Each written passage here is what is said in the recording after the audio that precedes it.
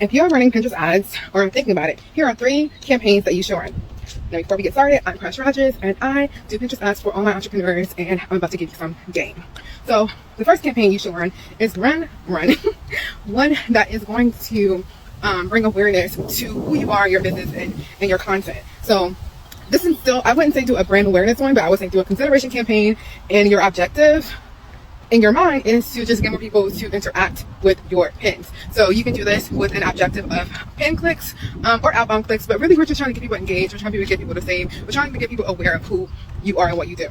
And the second campaign you want to do is another consideration campaign, but this one is to drive more traffic to your website, to your product, whatever it is that you're driving traffic to. So you're going to do a consideration campaign, and the objective within the consideration campaign, because you can do pin clicks or outbound clicks, you're going to do outbound clicks.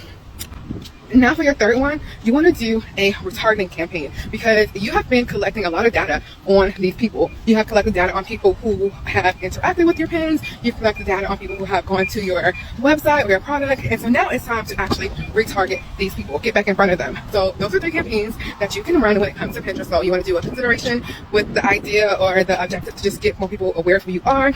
Another consideration one where the objective is outbound clicks, and then also a retargeting campaign where it is to get back in front of these people. Let me know if you have any questions, and remember me to follow me for more Pinterest marketing tips.